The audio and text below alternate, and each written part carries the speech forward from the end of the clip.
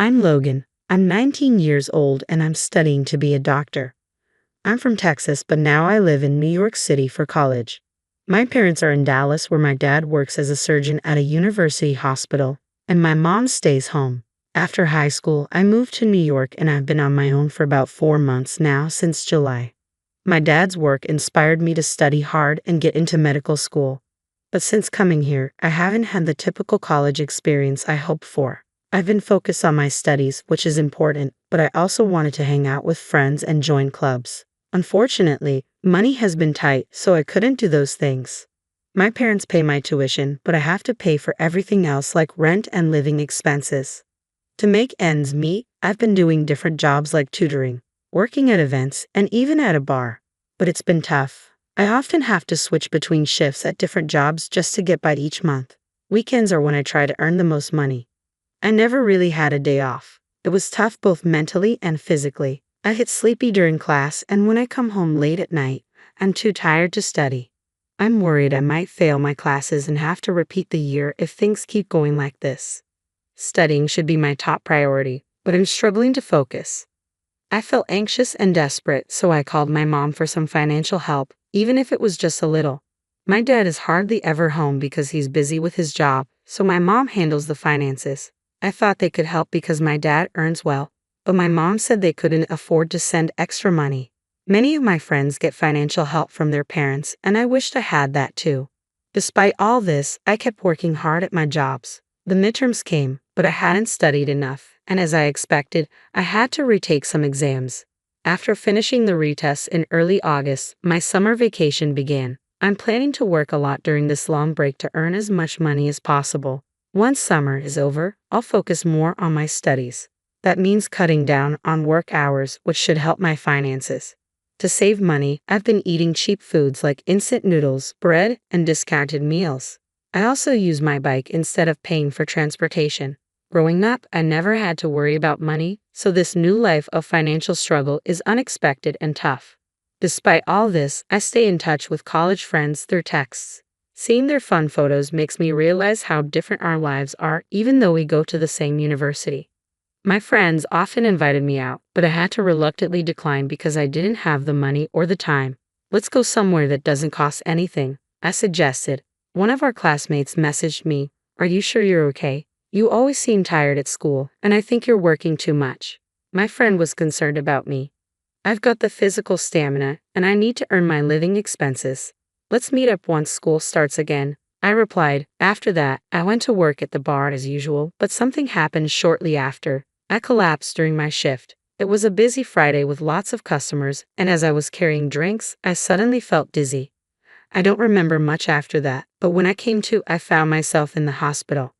According to the doctor, I collapsed due to exhaustion and malnutrition. I received treatment and was allowed to go home the same day. I immediately called my boss at the bar to apologize. My boss explained that after I collapsed, he had called my name, but I was too out of it to respond, so he called an ambulance. He had also contacted my parents. "You've been taking on a lot of shifts, and I relied too much on that. I'm sorry about that. I want you to rest easy for the rest of the month," my boss said. This meant a cut in my income. As I rode the subway home from the hospital, I wondered if I should take on more tutoring jobs. I found myself at a loss. I was supposed to work at the bar the next day, but that suddenly turned into a day off. I decided to quietly stay in bed today. While checking my phone, I noticed a message from my friend that I had missed while I was unconscious. I replied and explained why my response was delayed. Upon learning about my situation, my friend decided to come over. He bought groceries at the supermarket and made spaghetti for me. While eating the meal he had kindly prepared, our conversation turned to the topic of living expenses for someone living alone. When I mentioned that I wasn't receiving any financial support from home, my friend was surprised. "That's why you've been working so hard. Your dad's a doctor. You should be getting some support." "No," I explained. "I asked Mom, and she said they're barely managing with just my tuition." "But you're an only child, right? Maybe if you ask, they could send a little support," my friend suggested. My mom said even a small amount of support was out of the question. "No way, that doesn't make sense. I hate to say this, but maybe your dad is sick and can't work," my friend speculated. Thinking it over, I said, "My dad is a doctor and used to drive a luxury car. Our house is in an upscale neighborhood, and I went to private schools my whole life. So why would mom suddenly say they have no money? Suddenly worried, I immediately messaged my mom. Are you both okay? She replied after a while. We're fine, but I couldn't relax, thinking maybe they were just saying that to keep me from worrying. Since I had planned to go home for the holidays, I decided to talk to my parents about this. After thanking my friend, he said, I'll be waiting for some souvenirs. I felt grateful to have such a friend. The holiday season came and I took the cheapest flight I could find back home. I could only stay for a night and a day because of my job, but I was looking forward to it. When I arrived, my parents greeted me at the door. My dad seemed surprised when he saw me. You've lost a lot of weight. Really? I hadn't noticed myself, but apparently I looked quite different. My mom was also taken aback and fell silent. For lunch, my mom had prepared things like salad, soup, and chicken wings, and for the first time in a long while, the three of us sat down to eat together. As soon as we sat down, my dad looked worried and asked, You look thinner. Are you eating properly? I told him the truth. Not really. It's been a while since I had such a luxurious meal. What do you usually eat? Cafeteria food? My dad asked. Nah, the cafeteria is too expensive for me. Is it that expensive? It's about $5 or so. My dad looked puzzled. Is the money I've been sending enough for you? Confused, I responded. Huh? I haven't been getting any money. I finally told my dad. What do you mean? So you mean to tell me you haven't received any money for the past 4 months? He asked, shocked. I haven't received any, I replied. Have you really been sending money? I had asked your mom to transfer $2,000 every month into your account, Dad said, surprised. Really? I was surprised. Mom told me that your finances were tight and that she couldn't afford to send any money. I explained. Dad looked perplexed. We have enough money. Paisley, have you been sending money to Logan properly? He asked Mom. Mom looked down silently. I was worried that maybe Dad got sick or something and couldn't work, and that's why the money wasn't coming. No, I've been working as usual, Dad assured. Really? That's a relief, I said, somewhat relieved. But then why hadn't any money been sent to me? I was baffled. Cassie, what's going on? Dad pressed Mom. Still refusing to meet our eyes, Mom remained silent. Come on, don't stay silent. Can you explain? Dad insisted. When Dad pressed her, Mom finally said quietly, I haven't sent any money. What? I haven't sent any money to Logan, she admitted. Hearing this, both my dad and I were stunned. What? Why not? Dad asked, incredulous.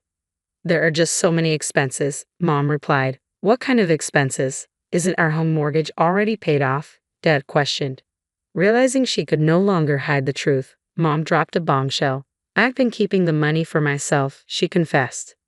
I was dumbstruck. I read online that medical students can earn more than regular students with tutoring jobs, so I thought you'd be okay. I asked you to send me even just a small amount of money, but honestly, I didn't realize you were that strapped for cash, Mom explained.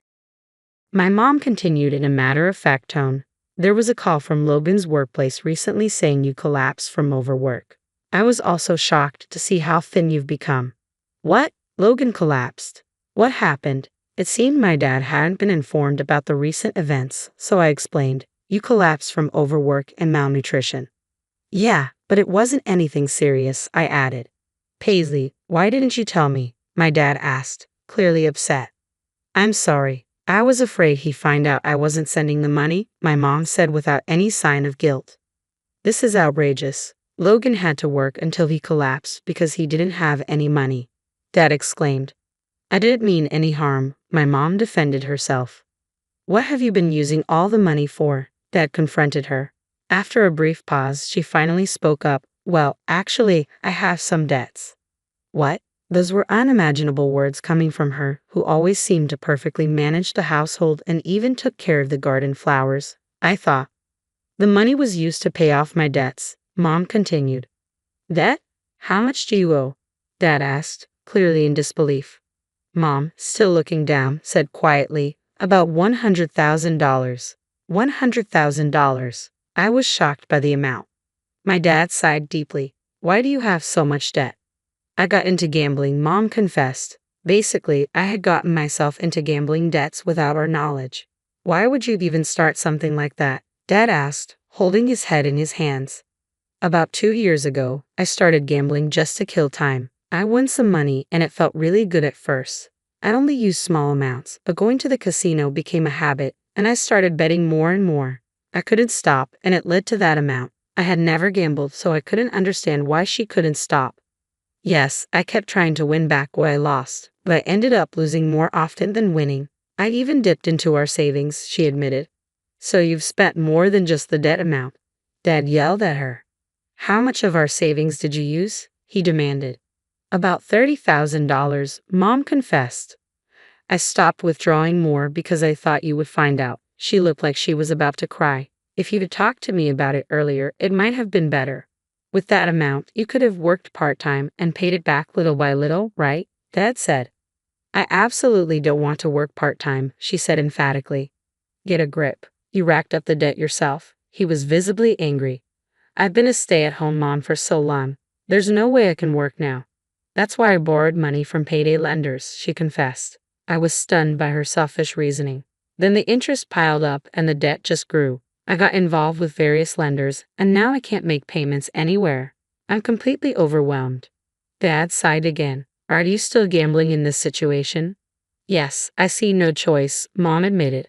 Then I'll pay off the debt for you, Dad said decisively. Really? Mom stood up from her chair, her face brightening with joy. I knew you would help me. She rushed towards him, looking moved. However, things didn't turn out as favorably for her. But this is your severance. Let's get a divorce, Dad said abruptly. What? I was surprised. Divorce? I will never agree to a divorce, Mom said firmly. Her face turned from joy to terror, as if she had been cast down from heaven to hell. You continued gambling even knowing Logan was struggling, right? You kept borrowing money, endangering the family, Dad pointed out. That's true, but I can't continue as a family with a wife who prioritizes gambling over her son, he insisted. No way, she finally burst into tears. I'll never gamble again. Please forgive me, she pleaded. But he seemed resolute. Your gambling is likely an addiction. You'll need to see a psychiatrist and undergo long-term treatment. It's not uncommon for people to relapse into gambling during treatment. I'm not addicted. I can stop anytime, she protested. No, if this continues, we could all end up destitute. I have to separate, not just for my sake, but to stop burdening Logan any further. I'll stop from tomorrow, she insisted, but she did not seem to grasp the severity of her inability to stop gambling. I was deeply anxious about the amount of debt and my mom's pathological gambling behavior. In exchange for paying your severance, there will be no division of assets, my dad stated. What? I can't agree to those terms. If you don't pay back the debt, they might seize your account. She fell silent. I never imagined coming home after a long time would lead to this situation. I was just unsettled by my parents fighting. No, Dad, don't you think we can hold off on deciding about divorce? Maybe take some time to cool off and think it over, I suggested. I'm sorry, Logan, but that's not possible, he said calmly. I thought he might have decided on divorce in a fit of despair, but that doesn't seem to be the case. Lunch ended in a heavy atmosphere, and I went to my room. I lay down on the sofa, but I could still hear my parents arguing. It wasn't much of an argument.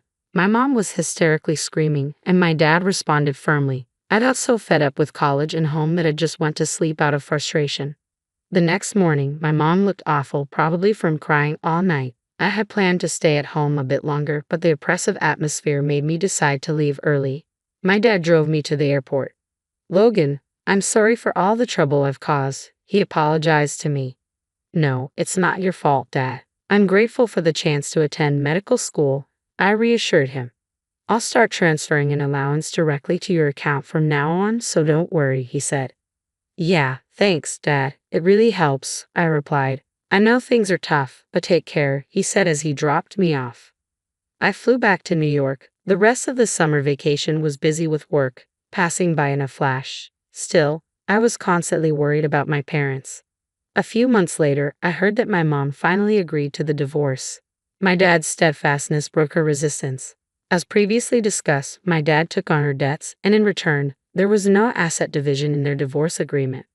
I have mixed feelings about my parents getting divorced, but it's not all bad news. Now that I'm receiving an allowance from my dad, I've been able to cut back on work and focus more on my studies. I might even get to hang out with friends. I heard from my grandmother on my mother's side that despite the divorce over her gambling, my mom was back at the slot machines every day. She quickly racked up more debt. Her family couldn't afford to cover her debts, so my mom reluctantly started working part-time. She's currently attending therapy to overcome her gambling addiction.